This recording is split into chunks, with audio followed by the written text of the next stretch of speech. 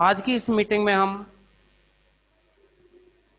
कुछ डेफिनेशनों को और इसके बाद जो टॉपिक हटा दिए गए उनको छोड़ने के बाद में जो भी इस बुक में सिलेबस में है उसको कराएंगे। लेकिन आप क्या है कि अगली मीटिंग से जो दूसरी वाली बुक है ना, लीनियर अलजेब्रा के नाम से, उसको भी खरीद लेंगे और जिनके पास है वो उसी से काम चलाएं।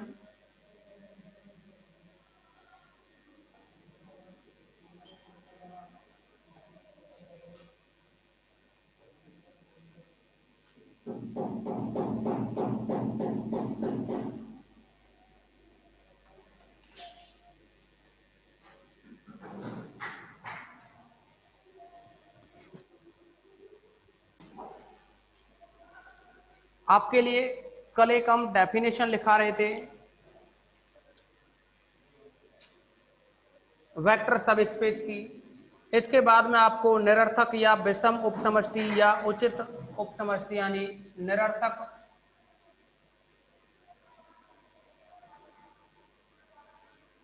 या विषम तथा उचित उपसमष्टि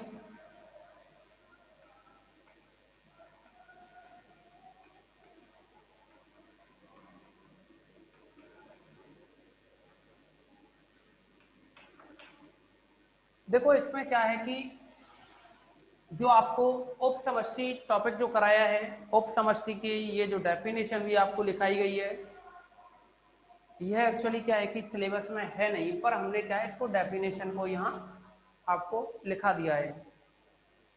अब क्योंकि बाई चांस कहीं आगे पढ़ते हैं तो ये जो शब्द आएगा ना उपसमष्टि, तो आपके दिमाग में रहना चाहिए बस। तो इस टॉपिक को केवल और केवल आपको बस नॉर्मली देखना है, ये पेपर के लिए तैयार नहीं करना। और इसमें हम थ्योरम्स वगैरह नहीं कराएंगे इसकी उपसमष्टि की।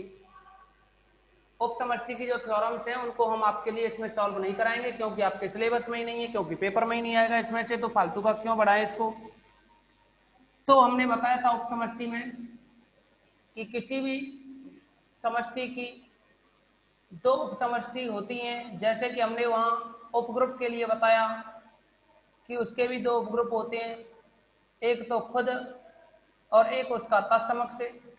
तो उनको क्या है, हम निरर्थक या विषम उपसमष्टि कहते हैं। और उनके अलावा जितने भी उपसमष्टि बनेंगी उनको हम फिर उचित उपसमष्टि कह देंगे। तो ये कह सकते हैं कि प्रत्येक सदिश समष्टि वी ऑफ एफ की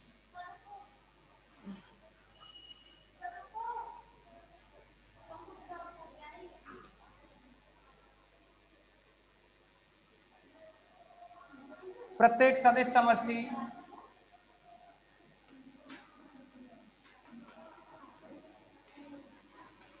वी ऑफ एफ की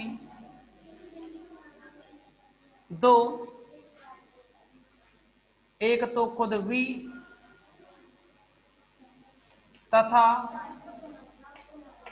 दूसरा होता है जीरो, सदिश उपसमष्टि होती हैं।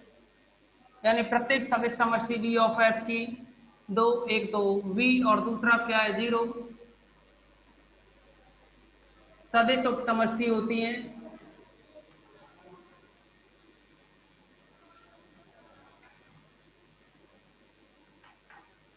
इन्हें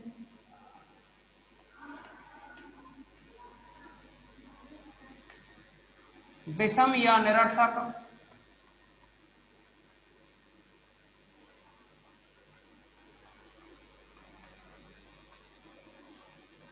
उपसमष्टि कहते हैं।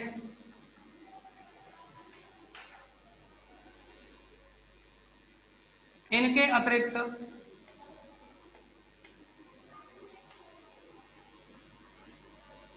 वी ऑफ एफ की जितनी भी उपसमष्टि होंगी उन्हें उचित उपसमष्टि कहते हैं। इनके अतिरिक्त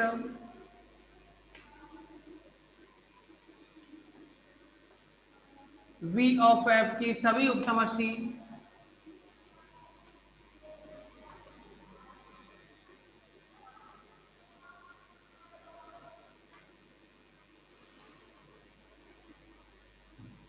उचित उपसमष्टि कहलाती हैं।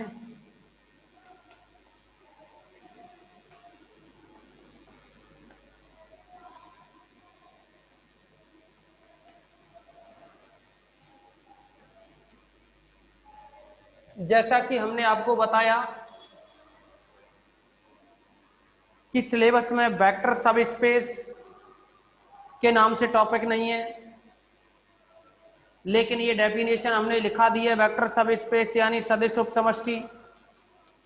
इसकी कुछ थ्योरम्स हैं तो उनका जिक्र यहां नहीं किया जाएगा, फिर केवल डेफिनेशन को आप अपने माइंड में रखोगे। इसके बाद में डायरेक्ट सम ऑफ सब स्पेस, इस टॉपिक को भी हटा दिया है। डायरेक्ट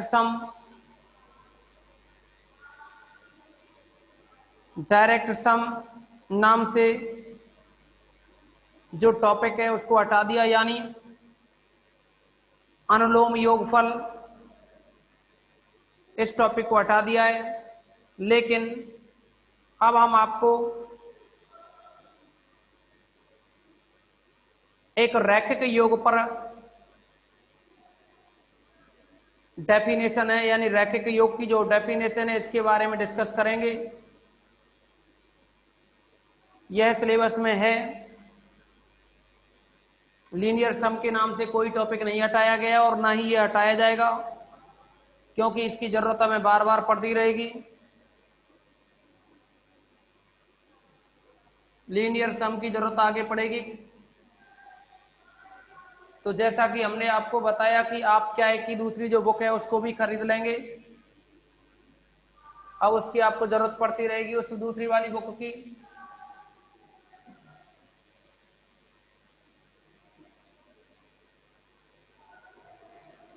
तो यहां हम अगर डायरेक्ट सम की बात करें तो डायरेक्ट सम क्या होता है कि दो वेक्टर स्पेस होते हैं ना, उनका किया जाएगा।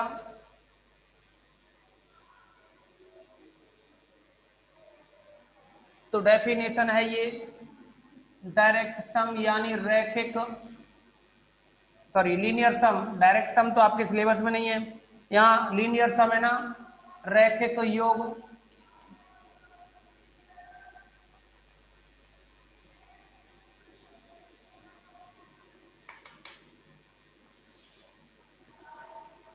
तो अगर हम रैखिक योग की डेफिनेशन देंगे तो ये कह सकते हैं कि यदि u ऑफ f तथा w ऑफ f सदिश समष्टि v ऑफ f के अरिक्त उपसमुच्चय हैं, यदि u ऑफ f तथा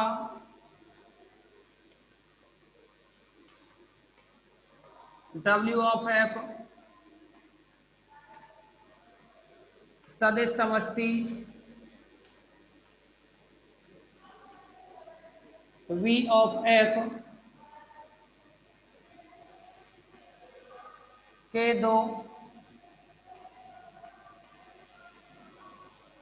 अरिक्त उपसमुच्चय हैं,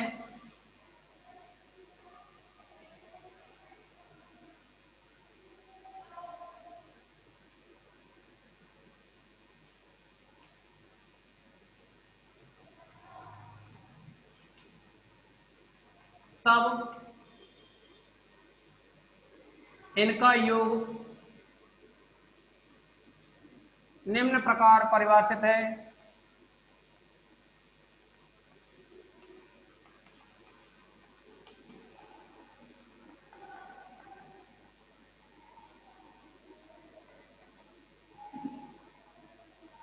और ये जो इनका योग होता है, अगर हम u और w को जोड़ें तो इस u प्लस w के अंदर small u plus small w type के एलिमेंट होंगे, जहां स्मॉल u कैपिटल U का एलिमेंट है और स्मॉल v कैपिटल V का एलिमेंट है।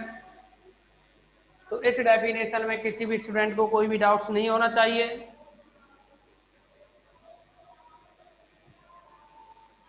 इसके अलावा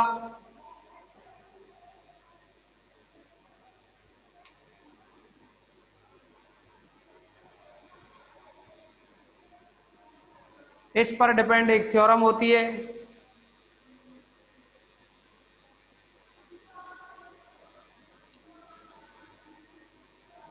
उसकी बात करें। लेकिन उससे पहले जो रैखिक योग है ना, इससे पहले कुछ और डेफिनेशन का, रैखिक योग की डेफिनेशन लिखा दी आपको। अब इसके बाद में जो थ्योरम है उसका बाद में डिस्कस करेंगे, लेकिन उसके बाद में जो और भी टॉपिक हैं, एक आता है इसमें सदिशों का एक घात संचय। तो ये टॉपिक आपके सिलेबस में है पूरा, लीनियर कॉम्बिनेशन के नाम से।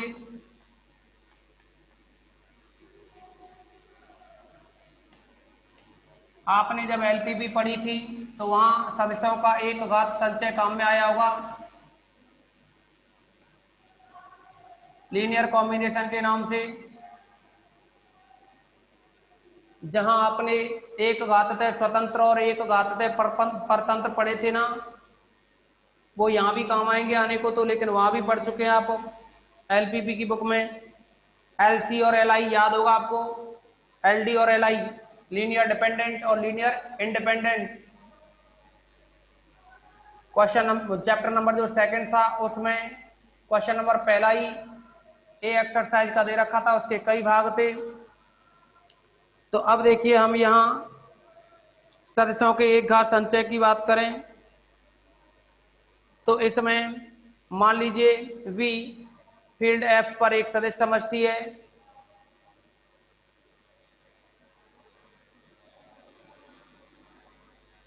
और यानी V है वो फील्ड F पर एक सदिश समष्टि है, और इस V के जो अवयव हैं उनको लेकर के चले। V के अवयव V1 V2 V3 सदिश होंगे ना, V में कैपिटल V के जो अवयव होंगे वो तो सदिश होंगे, फील्ड F के जो अवयव होंगे जिनको हम अल्फा 1 अल्फा 2 मान लें अदिश होंगे।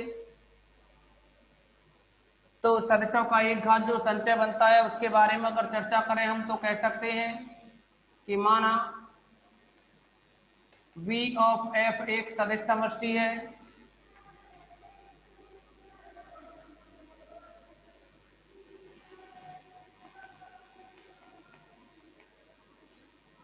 तथा इसमें जो कुछ एलिमेंट है V1 V2 V3 Vn type के, तथा V1 V2 V3 Vn belongs to capital V, एवं या V1 V2 V3 Vn belongs to capital V के लिए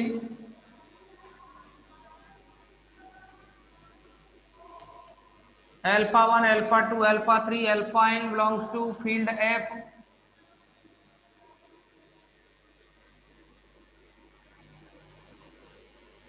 के अवयव, या ये कह दें कि फील्ड F में बिलोंग कर रही है, तब एक V कैपिटल V का जो अवयव है तब small v belongs to capital V।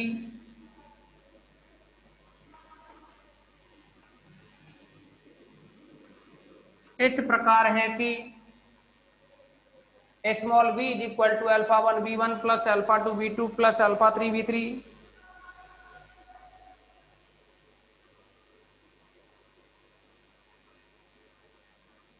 इस प्रकार है कि ये जो v है वह अल्फा 1 और v1, अल्फा 2 और v2, ऐसे ही अल्फा 3 v3 इनके योग के रूप में लिखा जा सकता हो। देखेंगे कि V ऑफ F एक सदिश समष्टि है और इसमें कैपिटल V के जो अवयव हैं वो V1 V2 V3 Vn है, और F जो फील्ड है उसके element alpha 1 alpha 2 alpha n है। तब एक एलिमेंट कैपिटल V का जो कि स्मॉल v है, यानी small v belongs to capital V, ऐसे हो कि जो ये V है वो अल्फा 1 और V1 यानी V1 ये और अल्फा 1 ये इन दोनों का गुणा, और V2 अल्फा 2 का गुणा, और V3 अल्फा 3 का गुणा, और Vn अल्फा n का गुणा इनके योग के रूप में लिखा जा सके। तो इसे हम ये कह सकते हैं कि जो स्मॉल v है, या ये कहें कि ये जो कंडीशन बनी ना V is equal to alpha 1 V1 plus alpha 2 V2 plus alpha 3 V3 plus alpha n Vn, ये जो योग बना जो कि एक सदिश होगा v, उसे हम अर्थात इस योग को ही हम सदिशों का एक घात संचय कहते हैं। तो हम ये कह सकते हैं कि माना v ऑफ f एक सदिश समष्टि है तथा v1 v2 v3 vn belongs to v के लिए alpha 1 alpha 2 alpha n belongs to f, तब small v belongs to capital V इस प्रकार है कि v इक्वल टू इतना। तो इसे सदिशों का एक घात संचय कहते हैं, या तो यह सदिशों का एक घात संचय कहलाता है। सदिशों v1 v2 v3 vn का एक घात संचय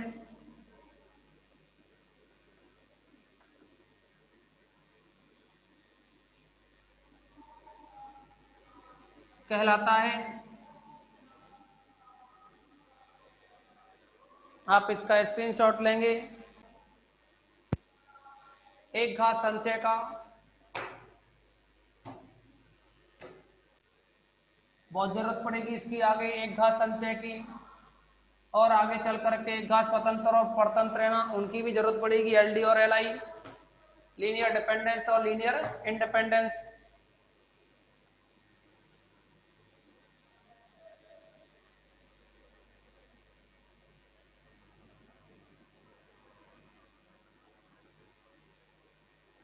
आपके लिए क्वेश्चन दे रखा है इसमें,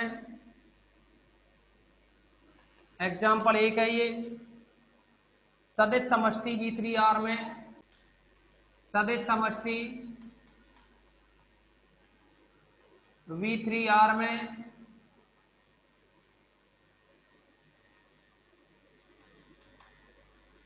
v is equal to minus v is equal to 1 -2 5 को v1 is equal to 1 2 3, v2 is equal to 2 -1 1,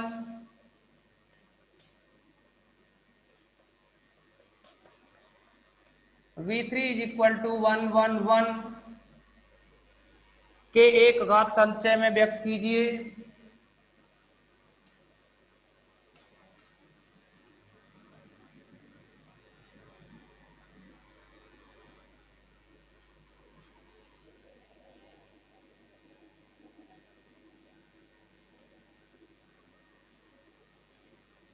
तो ये हमें क्या है, इसके लीनियर कॉम्बिनेशन की फॉर्म में लिखना है।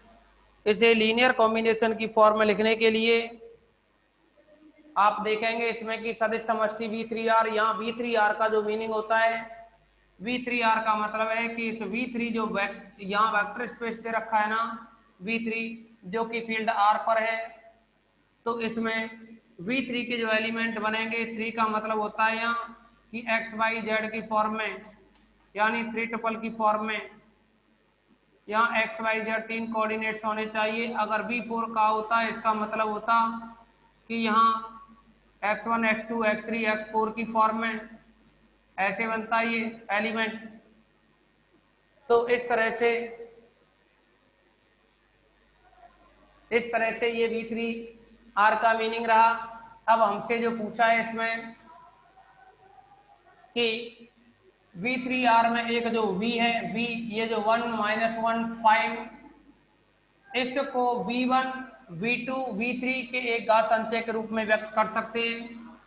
तो इसके लिए क्या करेंगे हम कि कुछ सदिश जो V1 V2 V3 है, इनके रेस्पेक्ट में हम कुछ अदिश लेकर के चलेंगे जो फील्ड R के एलिमेंट होंगे। यहाँ फील्ड R है, V क्या है, सदिश है। तो हम ये कह सकते हैं, माना V1 V2 V3 belongs to capital V के लिए अल्फा बीटा गामा मान सकते हैं, या फिर अल्फा 1 अल्फा 2 अल्फा 3 मान सकते हैं फील्ड R के एलिमेंट। माना V1 V2 V3 belongs to capital V के लिए alpha beta gamma belongs to R such that यहाँ जो V है उसको लिख सकते हैं alpha V1 plus beta V2 plus gamma V3। तो अब इसको दोबारा से ज्वाइन करेंगे, इसके बाद आगे बढ़ेंगे। एक बार ज्वाइन करेंगे, दोबारा इसको रिज्वाइन करें।